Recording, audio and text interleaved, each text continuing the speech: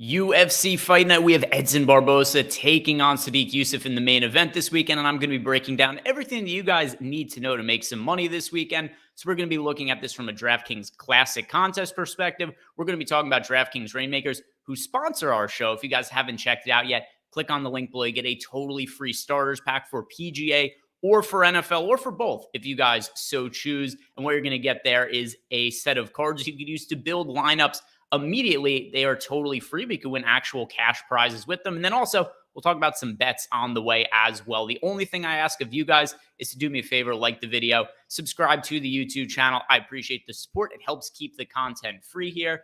And also, quick little review of last week, which went really well for me from a betting perspective in particular, because we ended up hitting on that Joe Pyfer to win by submission. So had that at plus 550, I believe was the line last week, but then also had him to win by submission one of the first two rounds. That was a long odds prop. Had him to win by second round submission. That was 33-1. So overall, ended up being a really profitable slate.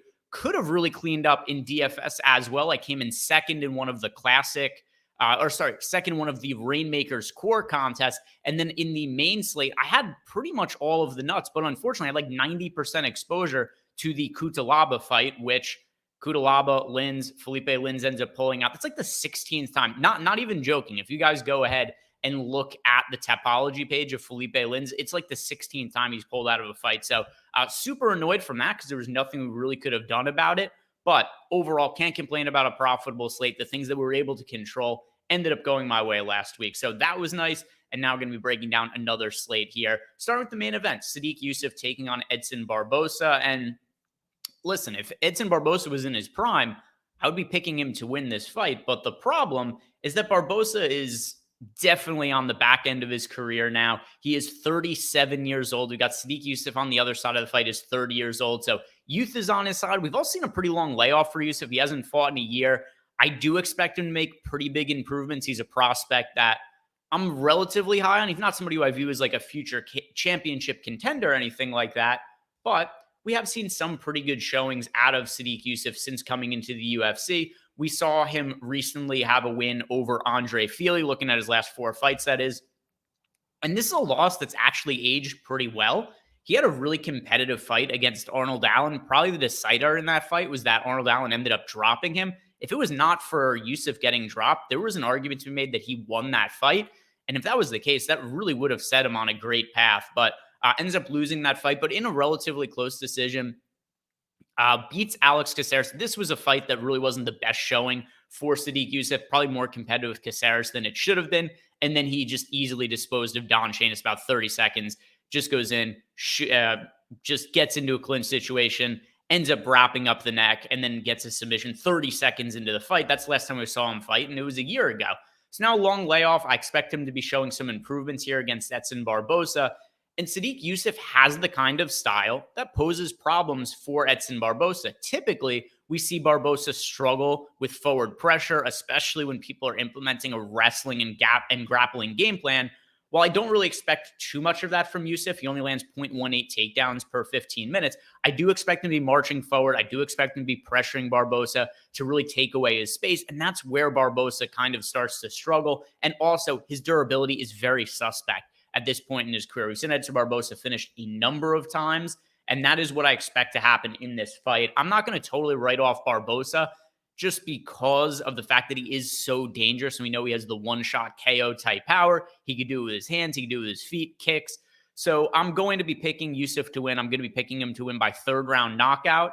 I'm going to be heavily leaning towards him for DraftKings purposes. This is a great main event to target. I do expect to finish no matter who wins.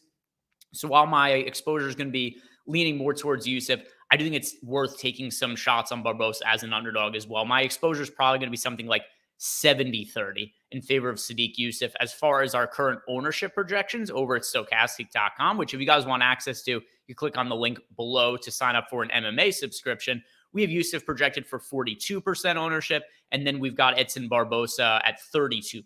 So Yusuff expect to be a little bit more popular. I expect to be overweights to the field on Yusuff, and then about even to slightly underweights to the field here on Edson Barboza. Talked about how often he's been hurt and finished in fights.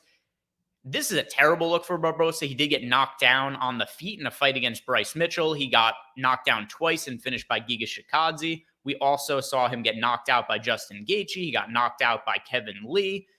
We also saw him, but this was a TKO though. So it was, if I remember correctly, it was a fight where Edson Barboza was just having it put on him by Kevin Lee. And then eventually the ref just steps in, stops the fight there. But it was an absolutely one-sided ass beating. Got finished by Tony Ferguson. That was also just due to pressure and getting submitted. Gets submitted by Donald Cerrone. So a number of times we've seen Barboza finish. I think it happens again this weekend.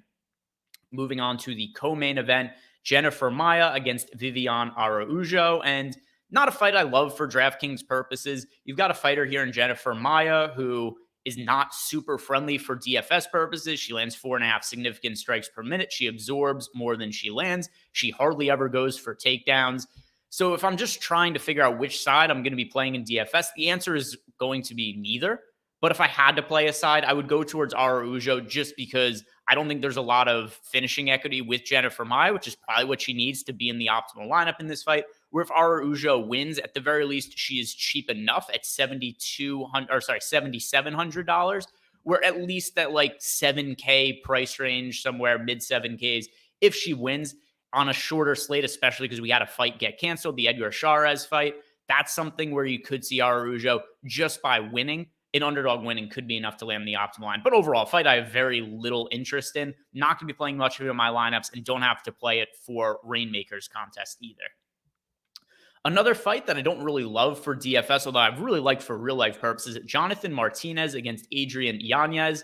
And if we look at these two fighters, it's going to be standing up on the feet for the majority of the fight. We have never seen Yanez land a takedown in his UFC career.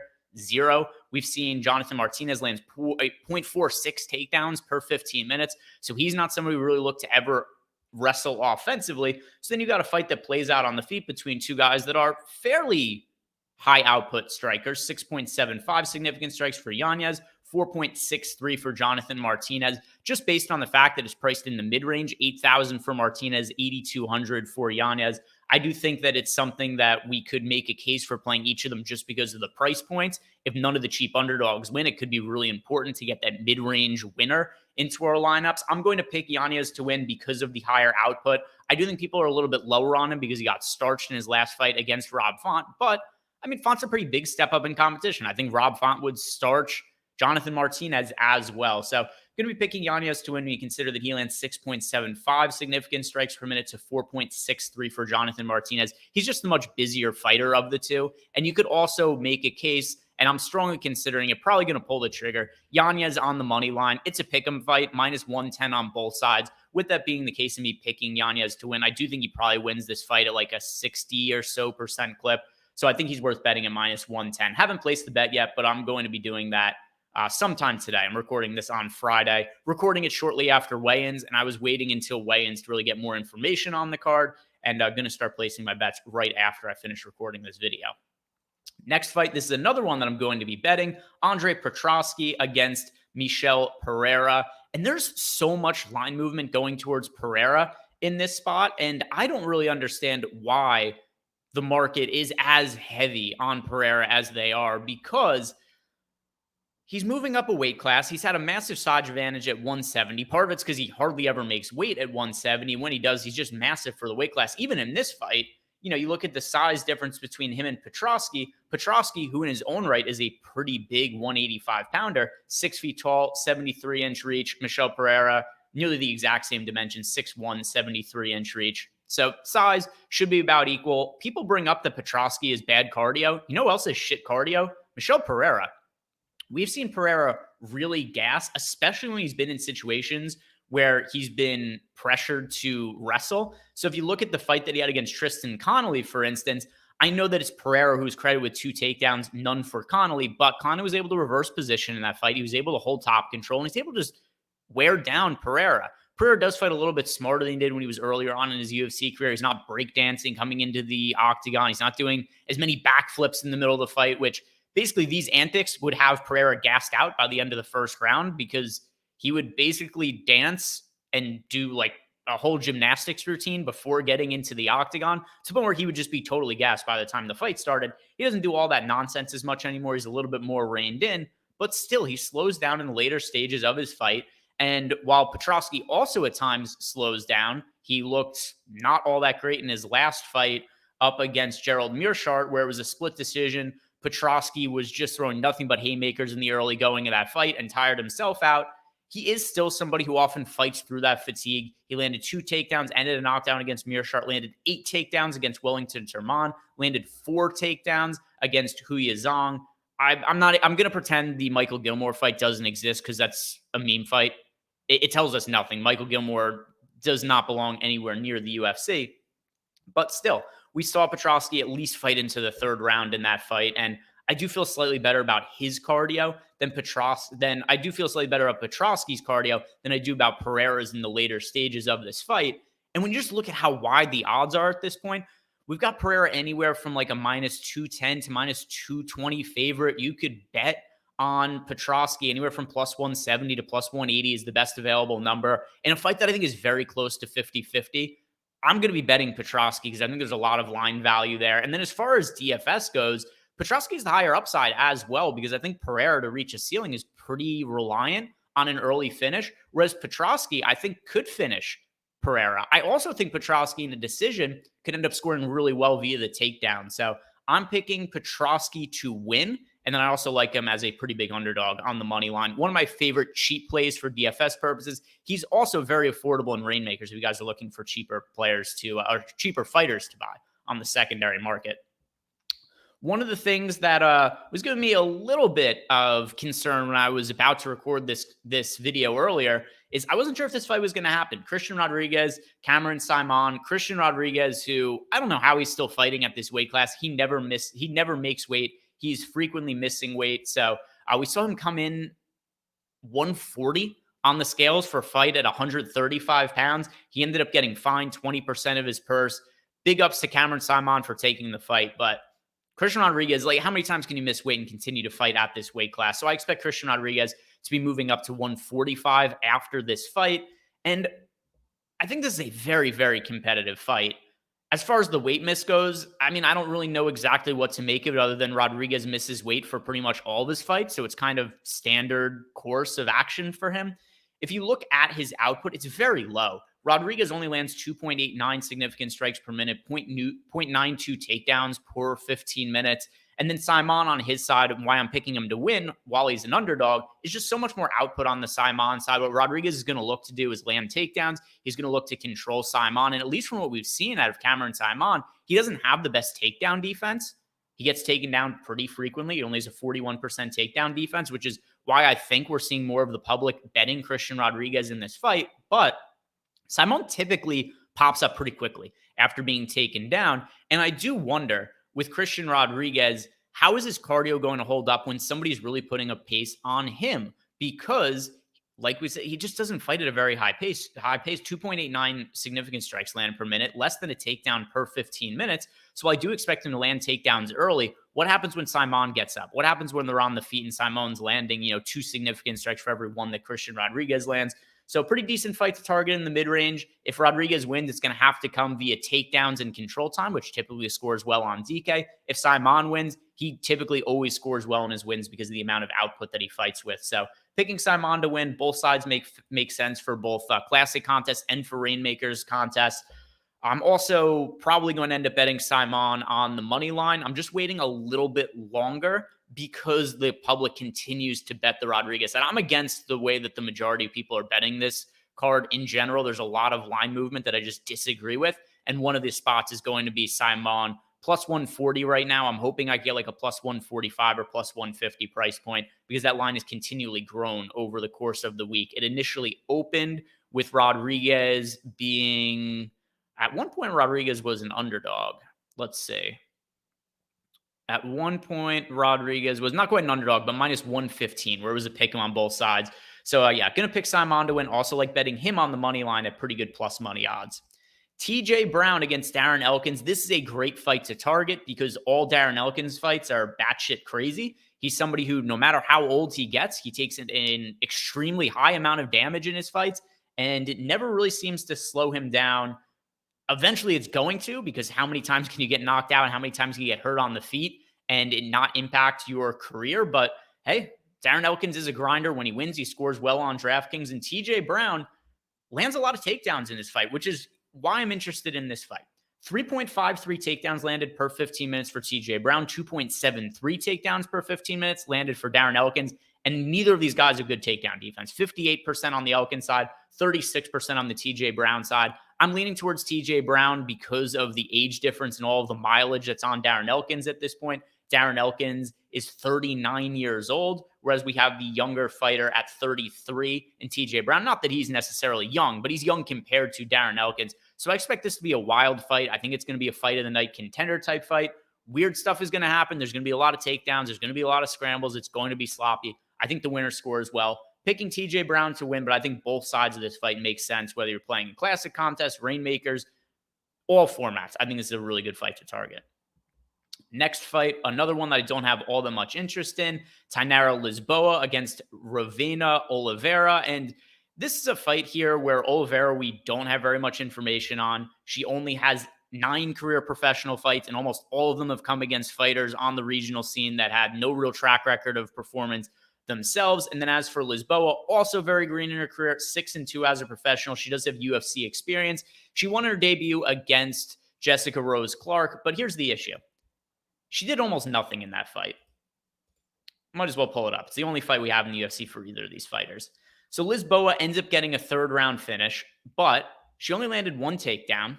She lands 42 significant strikes over the course of a fight that nearly went the distance, ended at 4 minutes and 20 seconds into the 3rd round. So, not that much time left in the fight. She gets the finish, but, 42 significant strikes, 1 takedown landed. She's super expensive for DFS purposes. She is $9,400, still projected for north of 30% ownership. So with that in mind, Lisboa, not somebody I'm really looking to play at $9,400. If she was going to be contrarian, I can make a case for her. But now we have Terrence McKinney on the card. We have Sadiq Yusuff as a pay-up option. We have TJ Brown as a pay-up option. Just other spots I prefer to go to. So not a fight that I really have all that much interest in. If I had to play a side of the fight, I guess I would go with Oliveira just because she's cheaper.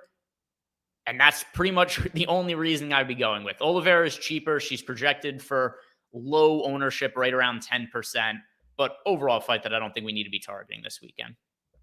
Next fight, and this is one that we do definitely need to target, Terrence McKinney against Brendan Marotte. And, McKinney fights always tend to score well for DraftKings purposes. There is not a whole lot of cardio that Terrence McKinney has. If you look at the betting odds for this fight, it is minus 330 to finish in under 1.5 rounds. So one thing that is very important when I just talked about why I don't really like Lisboa as a pay-up option, you could get Terrence McKinney for $100 more with infinite more finishing equity. So Terrence McKinney is my favorite pay-up option on the entire slate. If you want to take shots on Marotte in GPPs as a dart throw, I don't hate it just because there's so much variance to McKinney fights based on the fact that he only has a few minutes of cardio.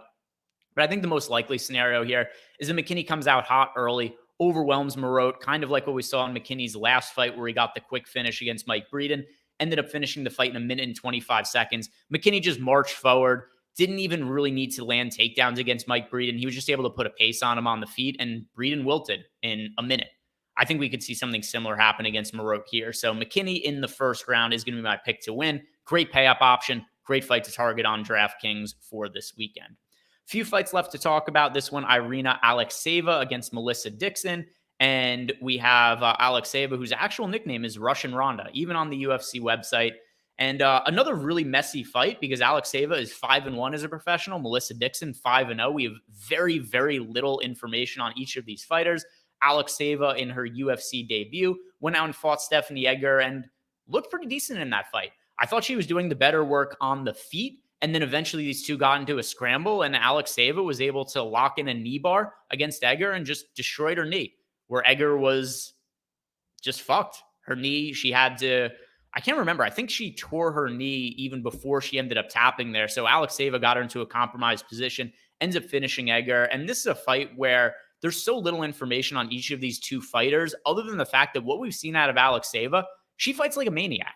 High output on the feet. She's willing to engage in grappling positions. She's willing to go for takedowns as well. So I think her fight should score well. And just because this is a women's MMA fight, I think the field might be too low on this spot, where we have Alekseeva at $7,600. She's a live underdog with finishing equity. And then Dixon on the other side at $8,600. She's only projected for 22% ownership on a small slate. That's a pretty good contrarian play, because if Alekseeva isn't able to get the finish early, we don't know exactly what she's going to look like in the later rounds. Melissa Dixon, in her own right, she's a finisher who is able to do some damage when she gets into top position. So I'm going to pick Dixon to win, but I think this is a really sneaky fight to target that I don't really think the field is going to be on in the way that they should. Couple of fights left here. Chris Gutierrez against Alatengheili. And this is a fight on short notice. Chris Gutierrez was supposed to fight last week. Fight falls through, gets added to this weekend's card.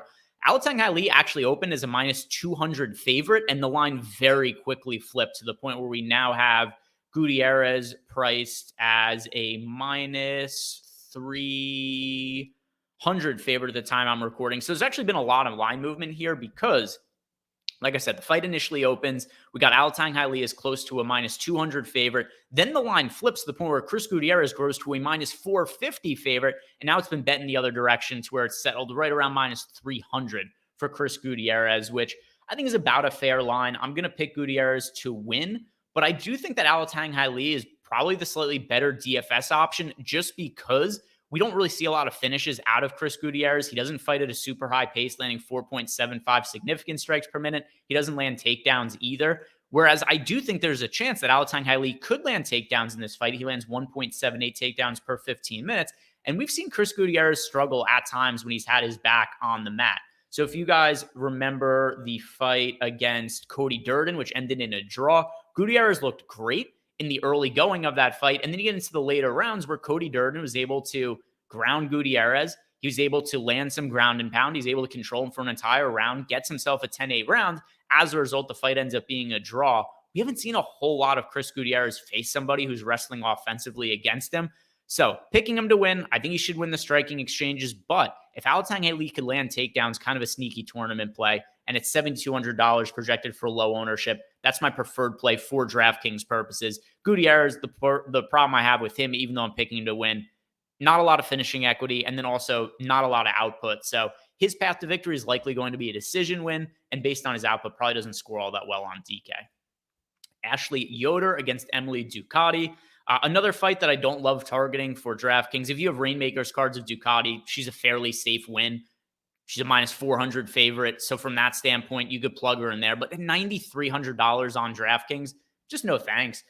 Ashley Yoder, can't play her either because she's not somebody who I consider to be UFC caliber talent. I think there's going to be a massive striking advantage for Ducote in this spot. And I don't know that Yoder's going to be able to land takedowns. She doesn't get super aggressive with the takedowns, landing 1.2 per 15 minutes. And Ducote's shown a 90% takedown defense so far in the UFC. She lands 6.64 significant strikes per minute to 3.08 for Yoder. I expect Ducote to win. I expect it to go to the judges' scorecards. Probably isn't going to score all that well on DraftKings. So not a fight that I'm really looking to target. And that's going to do it for us today, guys. Thank you very much for watching. If you've not done yet, like the video, subscribe to the YouTube channel. If you have any questions or comments for myself, leave them below in the description box or hit me up on Twitter at Ehrenberg_DFS. I can't wait for next weekend's card. It's funny because I was at first pretty excited to break down this card earlier in the week, and then we had everything fall apart for the pay-per-view next week, and then all of a sudden we've got the Volk-Makhachev rematch. We've got the co-main event between Usman and Chimaev. So next week, tune in because I'm really excited to break that one down, guys. So I'll see you all then.